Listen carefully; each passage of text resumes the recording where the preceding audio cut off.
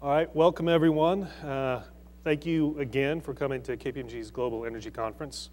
We are particularly excited about today's panel, especially the panelists, because it brings together a fascinating topic and some excellent speakers. And we're also grateful to Regina Mayer for giving us some free publicity in this morning's session. That was nice. We're also excited by the attendance. There's I think there was initially something like 163 people that signed up for it. I don't think there's 163 people here yet. But you know, we do want to have some audience participation, so we'll have a couple of people that'll come in a little bit, and they will be available. If you have any questions, they'll take your questions and write them down, et cetera. And towards the end of the session, we'll put them to the panelists and we'll answer them. We might have a couple of things in the intermediate time as well. So to start off the discussion, we'll begin by stating the obvious, and that's that assets have value, people have value, and an effective and efficient combination of the two is going to yield more value still. And like any game, the rules are simple, the play is complex. And so luckily we have three players who have been doing it for quite some time and know the rules and have been playing the game and can kind of fill us in on what do we mean by hydrocarbon margin optimization and what can it mean to companies at large. So with us today we have, starting at my immediate left, Debbie Lee, who is the Chief Information Officer for Chevron Downstream and Chemicals Strategy, Technology, and Commercial Integration. In this capacity, Debbie is responsible for leading her group's IT organization to provide capabilities that support end-to-end fuel supply chain and trading activities on a global basis with systems that manage information flows across Chevron's downstream. I had to write all that down. So. And to her left is Dave Newton. He is the president and CEO of Amphora Inc. So no doubt there are some people in the room that have implemented one of Amphora's systems, and for those that are not familiar, Amphora specializes in energy trading, risk management, and logistics solutions.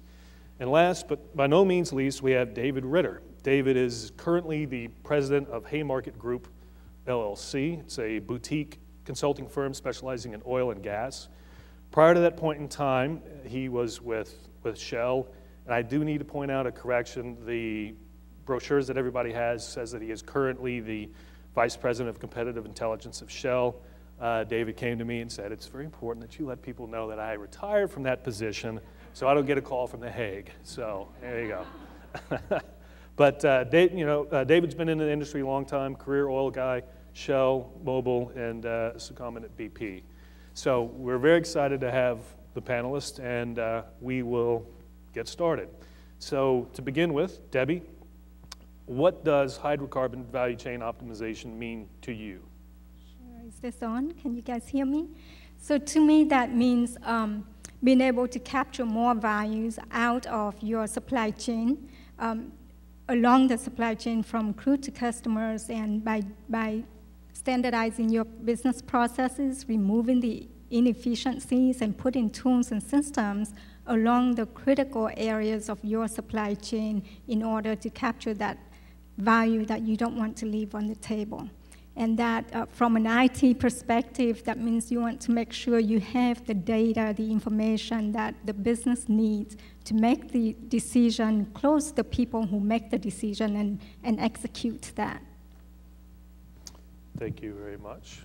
So the next question is a bit more objective.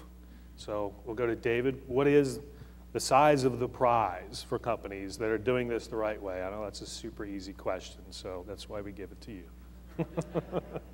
Well, when we look at the problem, we're talking about the integration of the value chain and the optimization of the value chain. And there's been an awful lot of work done over, let's say, the last 8 or 10 years looking at the problem. And let's face it, there's actually a lot of urban legends out there about numbers flying around, some huge numbers and some very small numbers. I mean, when I look at this, there's really 3 factors that impact the size of the prize. The first one is really the current state of the play of the company that you're looking at. Have they been really aggressive at keeping up with state of the art in terms of streamlining business processes, improving their metrics, improving their technology and applications? Are they really pretty cutting edge? You know, it's the size of the prize for a company that has stayed pretty current and say is in second quartile competitively. The size of the prize is going to be much smaller than someone who's basically been a laggard, stayed with a legacy organization and is fourth quarter competitively. So first factor.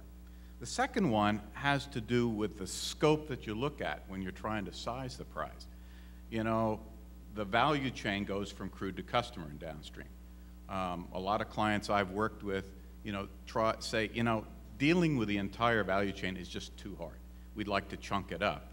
But it's important to understand that the maximum value, the largest prize you can get, comes from going and integrating the entire crude to customer value chain.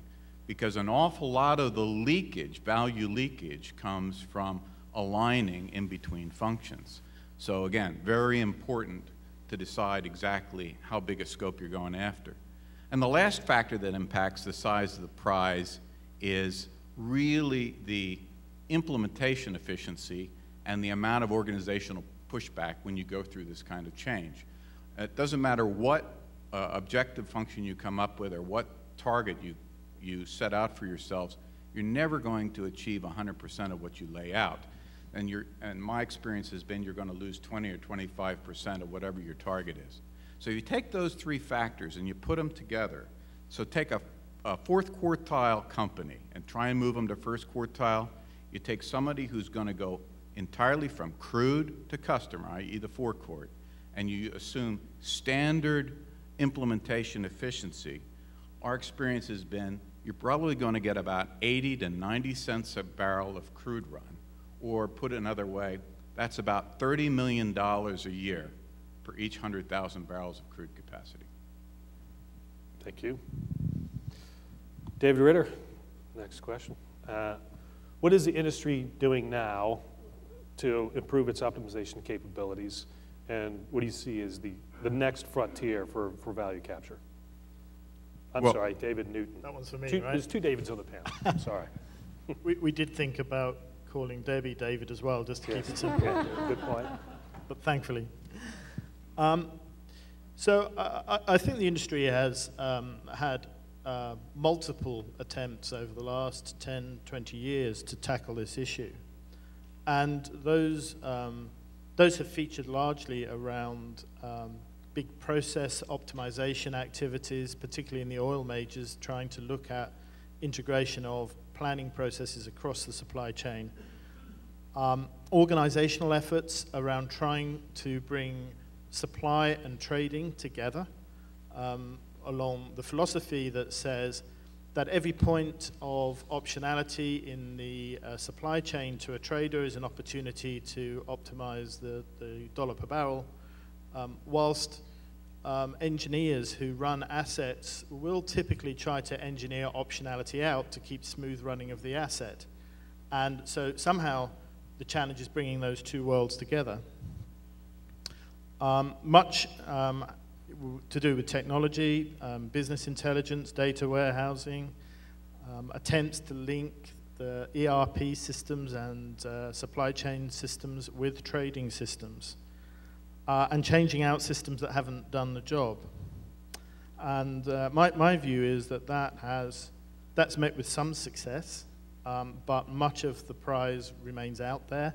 Certainly in my experience in oil majors, I was CIO for BP for a number of years for their global oil trading. Our feeling was always that there was a lot of value left on the table in that lack of integration. So I think the other thing we'll probably come back to on this is that you know, when you think about where we might be going and what the next frontier is, I think there's something here about bringing the commercial and trading minds together with the engineers to squeeze out that extra dollar. The challenge is handling the regulator, and that when you are very effective at optimizing the dollar on the supply chain, you can attract some very nasty attention. from people who feel that that's not such a good thing.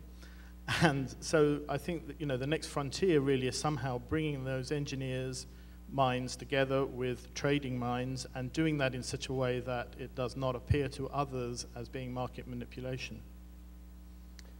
Right, great. So the logical next step in the conversation is to kind of get into some of the technology solutions to support some of these next steps in value capture. So why don't we get a couple of perspectives. Debbie, why don't we start with you, and we'll say, how is technology evolving to meet the industry's needs right now? So I think technology has definitely evolved, right? But in our case, we see that there's no one integrated solution out there for us. We actually had to take the onus of, our approach was to pick the best of breeds and then take the onus of integrating these solutions to get what we need. That speaks to what David was talking about. It's not one tool, it's the integration along your value chain to be able to see the data, because that's the important thing. Earlier this morning, somebody said at one of the sessions that information is power, and you really see that here. In order to get that critical piece of data to the right people at the right time so that they can make the right blending decision or the raw material optimization, that's where you get the extra value that you don't want to leave on the table. Sure. Dave Newton, being in the information technology industry, I think you probably have some pretty good perspectives here as well in terms of how is your industry adapting to meet these industry needs. Absolutely, and simplistically, and it is very simplistically, I sort of see the technology falling into sort of 4 big buckets. There's ETRMs out there for trading. There's ERPs and supply chain systems out there looking after the hydrocarbon management. There's a plethora of integration technologies out there to try and pull those pictures together. And then there is Excel. And somewhat jokingly, me and some of my friends tend to talk about Excel as the only true ERP because it's what most people use to do their planning. And I think evolution in this space actually has been very slow over the last years. And in the oil transaction world, another private joke is, in the time that financial trading has gone from massive back offices, slow processes, and the rest of it to T+1, oil has managed to move from telex to fax. But otherwise, it's the same as it was 10, 20 years ago. So I think that's recognized in the industry. There's efforts being made to do things about it. LEAP, for example, looking at new ways of connecting data between the participants in oil. Oil is a very highly connected world where everybody trades with everybody and has to work with others. So I think looking forward, I think this sort of linking of the hydrocarbon management to the risk, quality, price, and trading view of the world, which I think is key to actually realizing some of this extra value. I think that will come in perhaps sort of a few different areas. One is greater connectivity to outside sources of data from market participants and service companies such as your inspectors and that sort of thing. I think we'll see trading systems moving closer to the physical assets and allowing better integration with supply chain systems. I will see ERPs looking to come the other way and to try and build some of the concepts that are currently found in trading systems in their ERPs. I think we'll see a lot of further integration efforts around integration layers, business intelligence, data warehousing, and that sort of thing. And I think there is through regulation, a realization that Excel isn't enough. It carries too much risk for most of us. I remember doing an analysis once of spreadsheets that we were dependent on in a business that I won't mention, and we got the answer 50,000. So then I said, well, let's just look at the business critical ones, and we got the answer 20,000. So that was a big step forward in reducing what we were looking at. I think there is a realization and a push from regulators and audit that says Excel's not enough to run your business on. And I think that will drive adoption of technology and drive investment in solving this problem. Sure. So my assumption is there's a lot of users in the audience, so maybe a quick show of hands. From a positive standpoint, are there people in the audience that think that the current state of ERP systems and risk management systems, et cetera, are sufficient to run the business? Okay, that is telling. And then show of hands, you think that ERP systems, risk systems, et cetera, need significant amount of evolving to meet the industry needs? Okay. So if you have not raised your hand so far, that means you're opinionless. So we've covered some of the basics. What does it mean? How much money is there? What are some of the kind of the basic IT issues? So let's get into more tactical issues. And we'll start with, how do you set a baseline to measure success? And how do you separate asset performance from optimization activities? And I know this is a difficult question because we ask it all the time and we never get the same answer. So, hopefully we'll get a couple more answers today. So, David Ritter, why don't we start this one with you? Thanks for giving me another softball. Yeah, no problem. I think it's much more important to focus on measuring incremental value creation going forward than making it a major effort to baseline. I mean, the best measure I've seen for looking at the overall integrated value chain is looking at aggregate gross margin end to end, again, crude to customer. And having everyone along the value chain organization on the same integrated metrics and the same balanced scorecard is really essential because it aligns everybody, moves them in the same direction, and avoids a lot of the pit fights that you have between functions. And if you have everybody on the same aligned metrics, it really eliminates the need to break out functional P&Ls and who's contributing what to whom. Now, of course, in order to measure incremental value, you need some kind of a baseline. And I've had clients, and certainly some of the companies that I've worked for, that have made a colossal effort out of this. They have almost made that project of baselining the value chain as big as the overall implementation itself. I've also seen clients that have taken a very scientific approach and have complex algorithms and very sophisticated ways to make adjustments for baselining.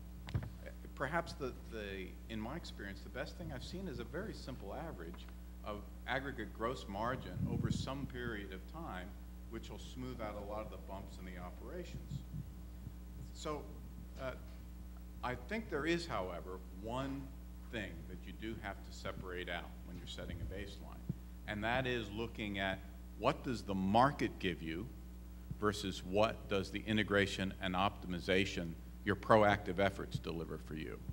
And the most effective way I've seen to do that, and what I've done with a lot of my clients, is basically doing backcasting after the event.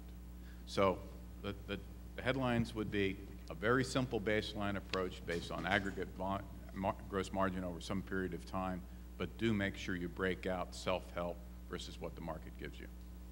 Okay. Debbie, thoughts from your perspective on baselining? Yeah, I agree with that. I think that you not only want to understand where you're leaving the value, but also how can you improve that, right? And you really have to look at your critical areas along the value chain and focus on the area that gives you that most value or has the most area of improvement so you can get that value. And once you have your metrics aligned with the business KPIs, the business strategies and objectives, that's going to drive the behavior.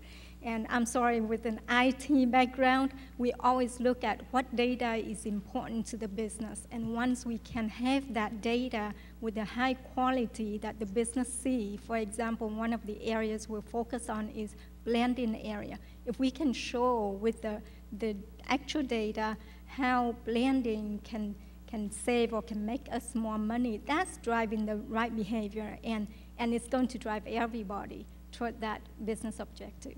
Okay. Mr. Newton, going off script here a little bit, but from your perspective and from kind of a systems perspective, what do you see as kind of, a way, if not the right way, but a way to help develop these baseline metrics? I think baseline metrics is a very interesting subject, because I agree the end-to-end value is what you pursue. At the same time, businesses are run by powerful individuals who tend to own an asset or an asset class, and somehow we have to bonus them on their performance, and we have to understand who's contributing the value. And so, you see these arguments about where the value really came from. Was it from the asset operations, or was it from the commercial minds who put the acquisition and disposal strategy around it, and to what extent? I've seen a number of models that have worked reasonably well of putting some baseline metrics around each side of the refinery, for example, each side of the refinery gate, where you benchmark your purchase of crude against some average of 45 days before the processing period, and the same thing with the products the other side. They work usefully, and they assist in that conversation. But the essence of this problem is political, and much of the essence of this problem in finding this extra dollar is actually political between the different business units that have different objectives inside the enterprise. So I think systems can go a long way with providing mathematics and solutions to this problem. But also we have to overcome the political barriers within the supply chain to actually pursuing this money. Thank you. Debbie, one of the things that you mentioned, especially from IT's perspective, is the importance of data. So why don't you bring us up to speed right now? What do you see as the current landscape for data capture, storage, usage, analysis, et cetera? Sure. So I think we do have technologies out there for data capturing and storage. There are many tools out there for you to manage the data. Again, I go back to the quality of data. It's not just using this technology. You really need to have an organization where there's a high level of awareness on the quality of the data and where the data is adding value to your business, and embed that relevant data element into your business processes. Because without that, you'll be looking at voluminous of data that does not add value to your business. And that's a key thing. One of the things that we do is we work very closely with our business partners to identify those critical data elements and make sure that the data capture for that is timely, as well as the quality of data. We have business rules in our system that help our business partners to identify whether there's an issue with that critical piece of data, and if there is, we go back to the data source and fix it. And so it's not so much on technology. Technology helps you, but it's really understanding which piece of data is critical to your business and fix it at the source. Okay. And again, from a systems perspective, do you have perspectives on what's happening with the new data systems, the integration between systems, so forth and so on? Yes. I mean, we've already said that it's a very fragmented picture out there, with most businesses having at least, if not several, instances of ERPs in their world, at least one, if not several, ETRMs in their world, thousands of spreadsheets, and a lot of other systems in the supply chain, planning, management, and asset management systems to bring together. And big programs involved in trying to pull and assemble that picture together and connect it, either through data warehousing or integration layer type architectures that try to pass messages around. So I think companies are often faced with a bit of a bewildering set of choices about how to solve this problem with technology. It's not if you're looking for an HR system, there aren't that many options, and you can do a simple, straightforward assessment of which one of those solutions best fits you, and away you go. You get on with implementing it. This sort of how you pull these pieces together and make them work together is a terribly more complicated picture for most of us, with a lot of bewildering choices in it. I think that simplification and consolidation must come as the industry evolves. We will move more and more. There's money here, and money tends to drive innovation, and I think innovation will drive us to simplify the picture over time. But I think there's a lot of work to do together to actually get there with the technology. Okay, thank you. Mr. Ritter, another softball. What do you see as critical success factors, kind of linking, the system issues, the operational issues, the trading issues, et cetera? And to be fair, I'll ask everybody this particular softball. Well, once again, I don't think you can look at individual functions in absentia. You have to look at all the functions together. So making sure that everybody is measured the same way, making sure that communication is consistent along the value chain is absolutely essential. And I guess the most important thing to me is around data and visibility. We've touched on it a little bit, but the explosion of data, the fact that the information available has almost gone logarithmic in the last 20 years. My perspective is as a chief operating executive, as opposed from the CIO perspective, and the operations side of the business has appreciated that fact, has finally caught on to the fact that there has been this data explosion. So working between the operations side and the CIO, creating that end-to-end visibility is absolutely essential if you're going to get this right. Okay. Debbie, from your perspective, critical success factors? I think that's a combination of standardized business processes, your tools and systems, the data quality, as well as the organization that you put together. Because it's really the organization capabilities that you have in your company in order to make all of those things to work together. It's not just one alone. I think one must architect for simplicity. You cannot overcome diametrically opposed politics within a corporation with pure technology. So I think, for me, the critical success factor here is to keep the architecture simple and get alignment of will in the businesses. Okay. So I think probably, everybody's grandfather has told them this at one point in time, but, if it moves, tax it. If it doesn't, regulate it. So I'm assuming there's a fair amount of regulation in this activity as a whole. So let's have a bit of a discussion around what exactly is the regulatory component of the successful hydrocarbon value capture. Debbie, I'm sure that your role as CIO, you're forced to deal with something along these lines. So why don't you start us off? Gosh, I'm not very good at regulatory, so. But I think that just like any other industries, right? We have regulations, and the more regulations we have for an industry, that's going to drive up the cost of doing business. So we have to look at that, and oil industry is not any different from any other industry, but we happen to be the one that gets picked on a lot. But that's just the cost of doing business, and I think for every organization or in our industry, we stay compliant with the regulations. We have processes put in place as well as organization structure to make sure that we meet the regulatory requirements. And from a systems perspective, I know there are tools out there to help manage, some compliance issues and help self-monitor and things like that. So within the, hydrocarbon optimization framework, what are we looking at from a compliance and regulatory standpoint?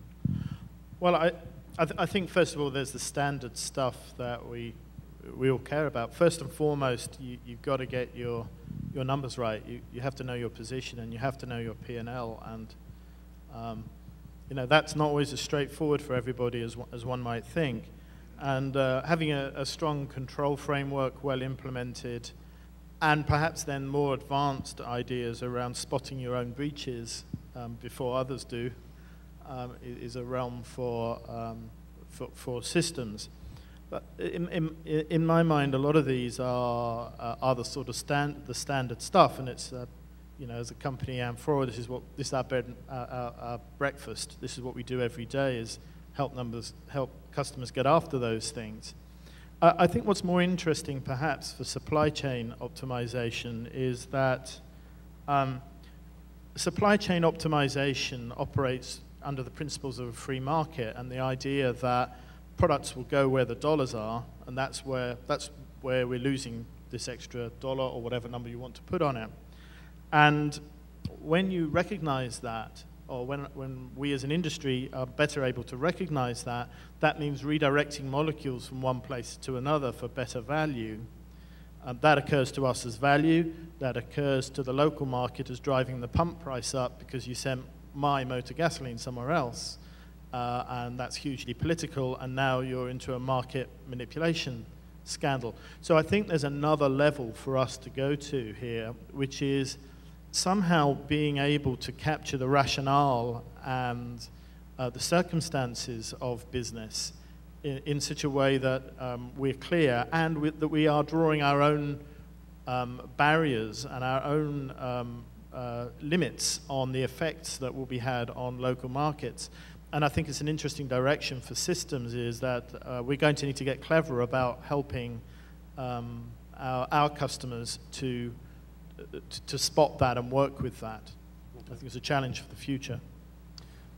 From an operational perspective, you know, I'm sure that you have an opinion on the state of kind of compliance and regulatory needs, especially for something like this. And go back to a conversation we had this morning. You know, there was, and it was this morning, I think, when the news came out, there was manipulation inside the prop month at Cushing, which is where a lot of people play in the optimization space. So maybe from an operations perspective, you can kind of give us your thoughts on compliance and regulatory regimes.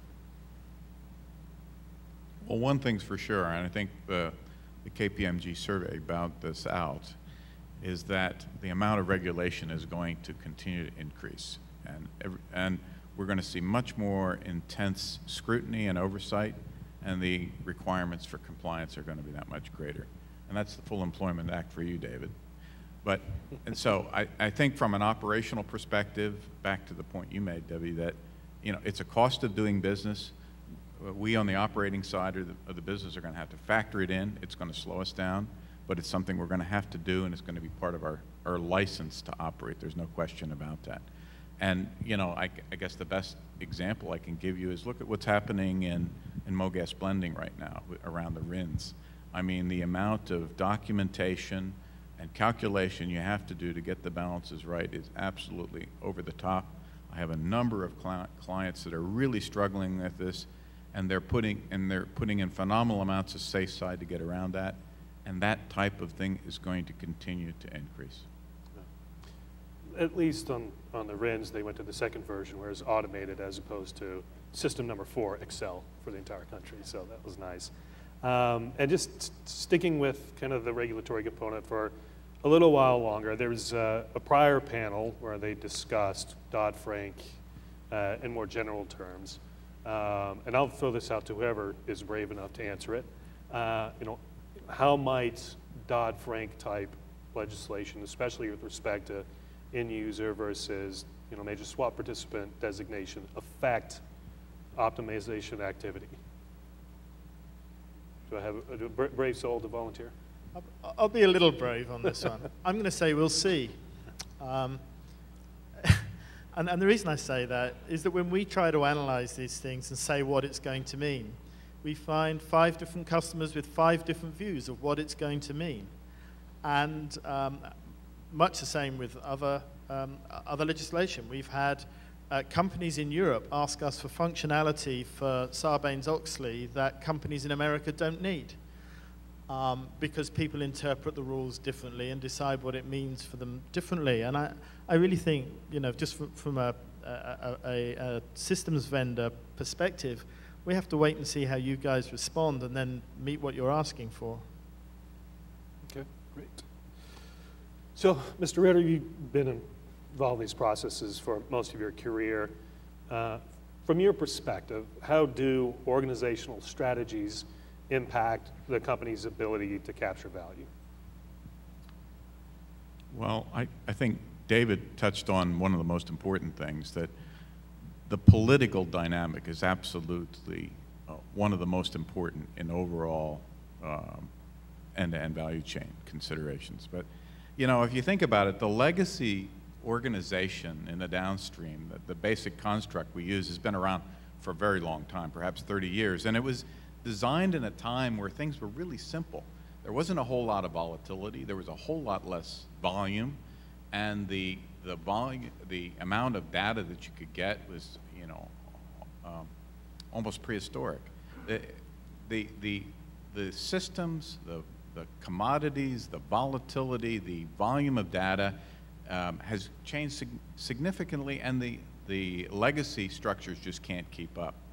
So in the kinds of value chain optimization and integration that we're looking at doing today, it's absolutely essential that the organizational construct is a critical part of the design. And I think the Frank Lloyd Wright saying says it best: form has to follow function. Get the business processes right. Get the business processes focused end to end. Get the metrics that you're going to measure and how you're going to calculate success nailed down. Then look at how you have to structure the organization to make that work, rather than setting up opposing organizations that are then building in conflict. And I think that's the most important thing. Okay. And let's stick with organizational strategy just for a little bit longer. You know, and this is a fastball, I'll warn you ahead of time. What is the ideal interaction between operations and trading and marketing, if there is an ideal interaction? Well, I don't know if there's an ideal, but there's a lot of models out there. I'm going to defer to David in a minute, but the models that I've seen work the best, where there's close collaboration between the scheduling groups, the supply operators, the traders, and the analysts. So they work as a cohesive team, and they're constantly bouncing ideas off. The value chains that I've seen that deliver the most value are the ones that are constantly looking at variability and optionality, evaluating them, not necessarily acting on them immediately, but assessing what is the impact if I go after that optionality, because it doesn't come for free. If you have to realign shipping schedules, if you have to change refinery runs, sometimes those things cost a lot more than the optionality. But having that group of individuals, the schedulers, the analysts, and the traders working together, I've seen that as being one of the most effective models. Okay. David Newton, any? I'd agree with that. I've seen various models for that where people are brought from the asset to sit next to the traders, and I've seen where the traders try to connect better with the people who are running the asset. The bottom line here is always, when it comes down to it, bonuses, and who gets the big bonus. And when you put these people side by side, then you start to get into the argument about 7-digit versus, much smaller bonuses and who's bringing most value. So it's a very interesting problem in that you solve one problem and create another. But in general, finding ways of bringing the people who are responsible for the engineering and the planning of the asset running with the commercial minds of people who understand what the sensitivities of the oil price might be in the future and what the opportunities for blending and things like that and rebranding really are. That is the piece of magic that needs to be found. Okay. And when you say 7 digits, you mean the 2 decimal points too, right? Sorry, work for an accounting firm. All righty, so what we'd like to do ideally for everybody in the audience is leave about 20 minutes for questions and answers, just general questions and answers. So why don't we kind of wrap up as a group, and we'll throw 2 questions out there. We'll call it panelist choice. What do you see as the future role for industry systems or others? Or what does good look like? So take your pick. Debbie, you want to start us off?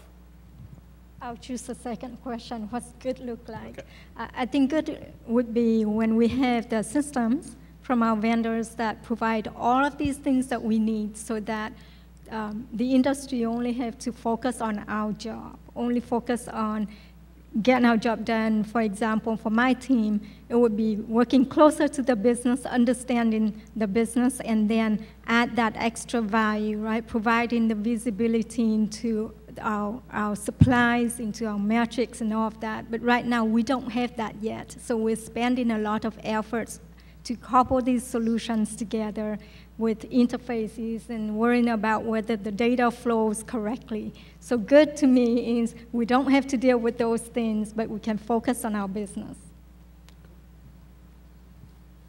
I think that there's a lot of mystique around some of the risk management tools and things that go on inside a trading system.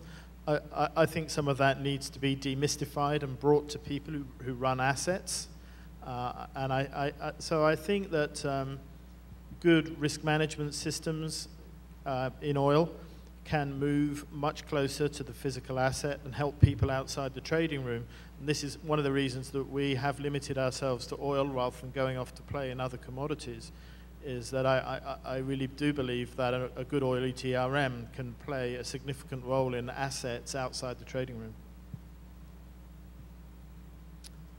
I'm going to talk a little bit about what good looks like. If you think about the downstream industry, it's always been a tough slog. Refineries only return greater than the cost of capital 5 years out of the last 20. It's always under pressure. And we're enjoying a brief spring here with the Brent TI spread being where it is, where refiners are making a lot of money right now and there's more money being made in the downstream. But if we go back to historical levels, it's going to be under pressure again. So I see the whole idea of integrated and optimized value chain as being a really, really important lever that senior downstream executives can play.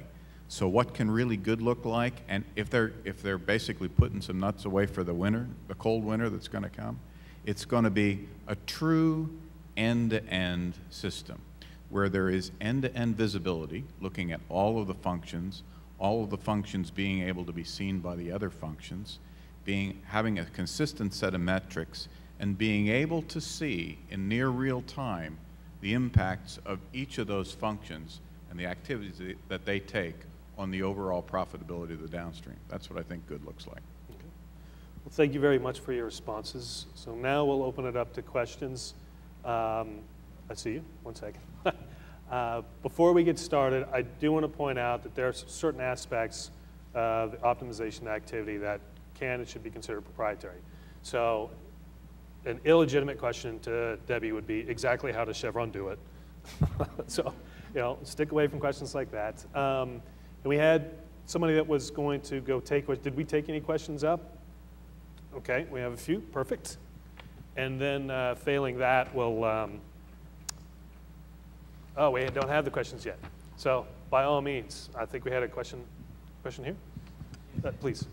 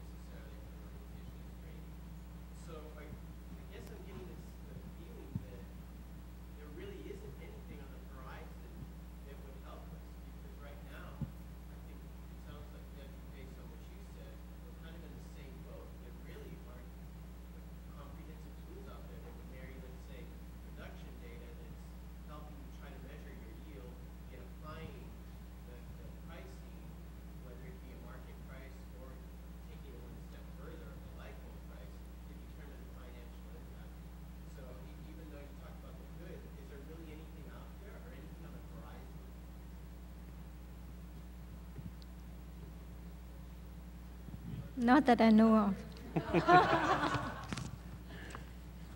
Does anybody else want to take a crack at it? There's an awful lot of embedded LP models out there being run by refiners. And they're good and they work and they deliver the right answer. An answer that and people can optimize all day long and twice on Sunday. The key is basically marrying the answers that come out of the refinery LP with the rest of the value chain. And people, in various organizations can cut their heart out for 2 cents or 3 cents in a refinery, but if it moves the value chain the wrong direction, it can create a much, much larger loss in the overall value chain. I think it's important to look at the modeling tools that are out there for the refineries. The tools that are out there are good enough. They have advanced recursions, and I'm not going to get up on my soapbox and talk about various software tools that are out there or being developed. But there are some new innovations that are coming out, and they're going to be enhancements to some of the existing products that are out there. But I don't think that's the big nut to crack. The big nut to crack is how you integrate the refinery with the rest of the value chain. I do think, though, there's some things that, as a self-standing refinery, that can be done, even perhaps with some of the tools available. And, the fundamental issue, short crude now, long product in 6 weeks' time. And in that time, all sorts of things can change. The price of all those components can change. That's a lot of time for things to change in. And, of course, operational concerns can mean I produce something different to what I planned, and that can be good or bad according to where the market is. And I think this is where I was talking a little bit about the potential of trading discipline working within the supply chain. It's one of the things I'm thinking very actively about. Is one of the things we do is helping to understand, did we get the P&L we expected, and why? If we did or didn't, why? What were the components to that in breaking it down in terms of how prices shifted, whether I got the products I expected, did events unfold as I expected, and did I pay the price that I expected for the actual feedstocks and get the price that I actually expected for the finished products, and furthermore, to optimize the choice of those feedstocks and optimize and think about blending and rebranding on the products, and put that into some sort of framework that actually lets you look at why did I get what I got and does it match what I expected. And in my mind, knowledge is power. And I think these ideas are ones that I don't know that right now there's something out there that magically does that, but I think that's a direction I'm very interested in. So to summarize, there's no single system that takes it from the field to somebody's gas tank, but there are plenty of good systems in between, and having the right framework and the right processes around it is where the industry is right now. Is that roughly accurate? Okay, good. Score one for me. Any more questions from the audience? Yes, ma'am. I just wanted to probe a little bit on something you said, David Ritter, right? Okay, got the right name. I don't disagree with the construct of an average margin and backcasting.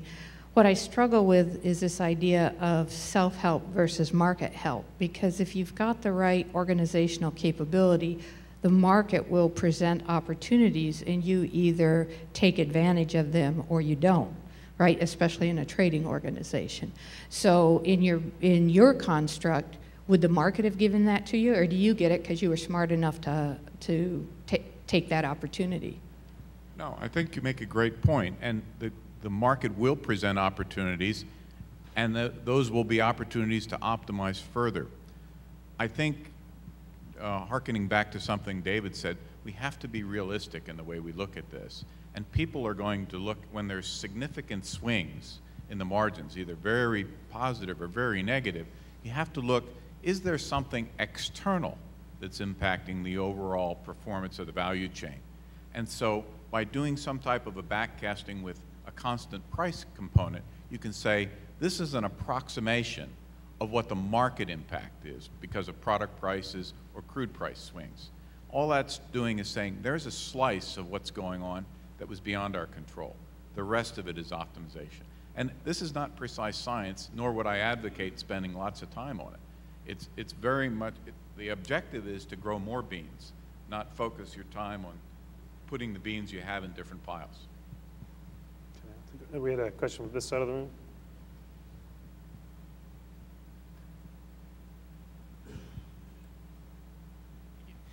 You talked a lot about systems and tools in the whole value chain process. All of those have to be used by people.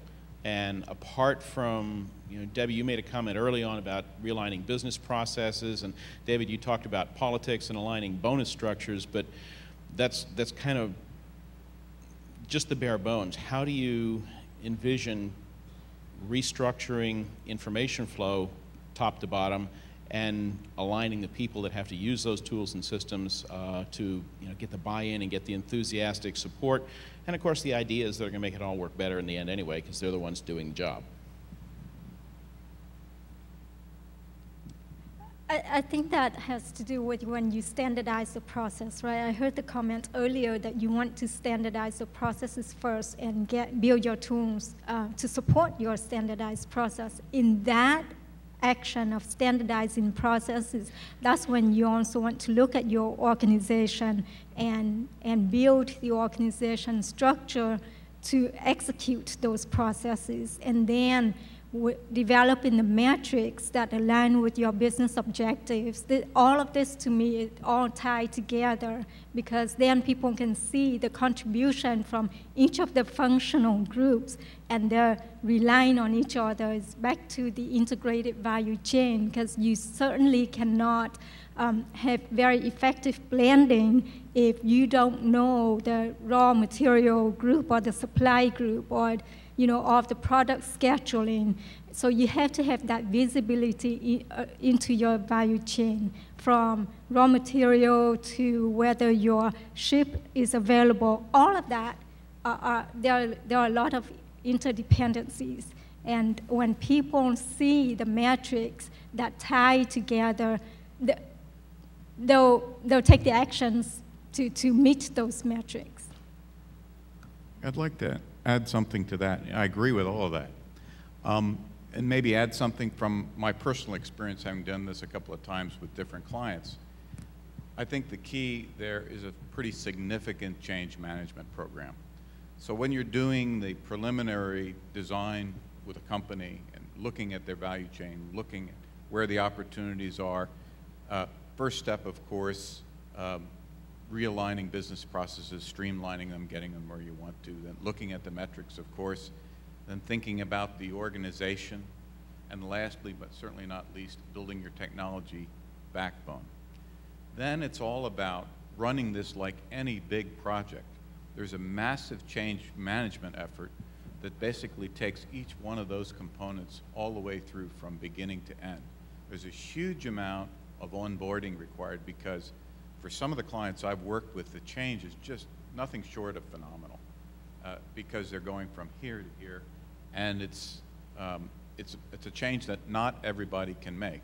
And my experience has been you can't always bring everyone along. Like in any change management process, there's that small component that just can't make the change.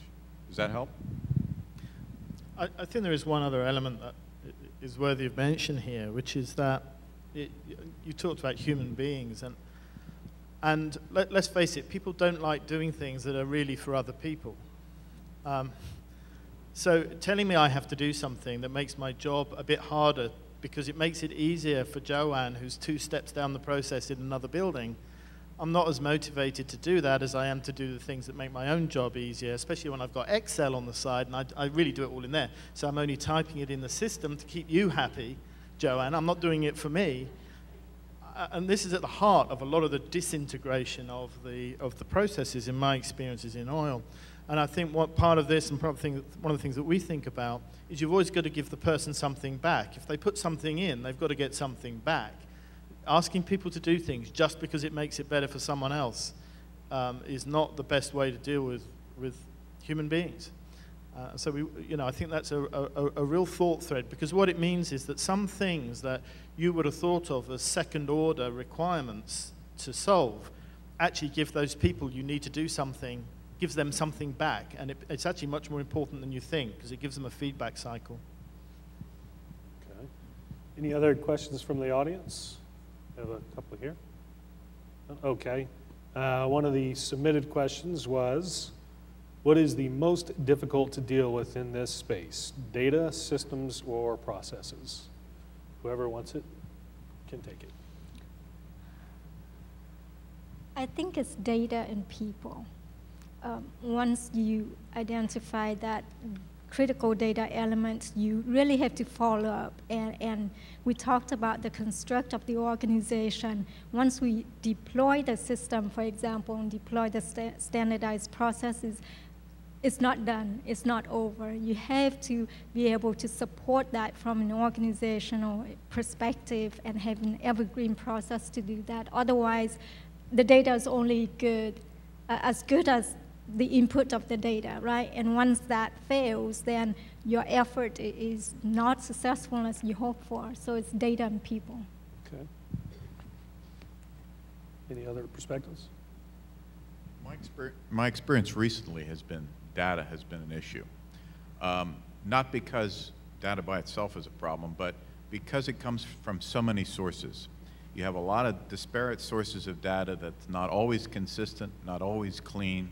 When you put it together, once again, to try and get that end-to-end visibility, there's a lot of conflicting issues. And being able to reconcile that data, get it into a consistent place, and being able to work on it has been a trial and continues to be a trial. True. One of the things that we hear a lot is there's a big difference between data management and data analysis.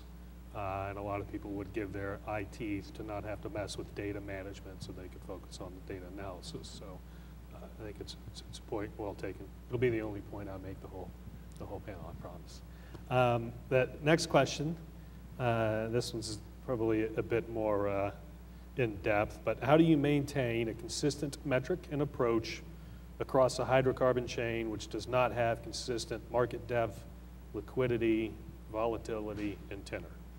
So in other words, different markets all along the chain, how do you kind of maintain a consistent metric across the chain? Or do you? I told you it wasn't easy.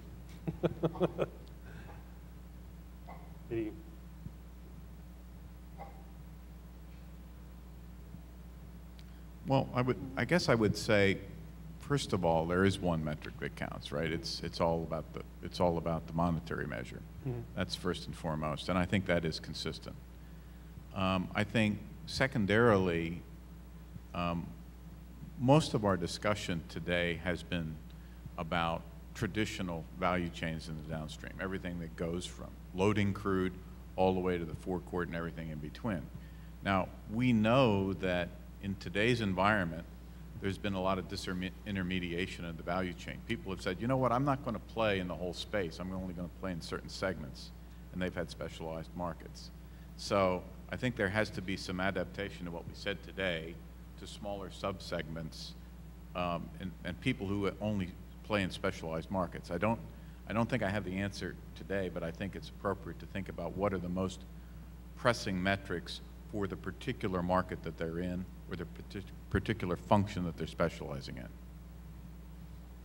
Okay. All right, thank you very much. Are there any more questions from the audience?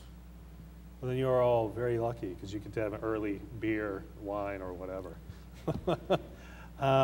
Okay, well, before we wrap up, I do want to point out the logistical hoops that we went through to bring these through here.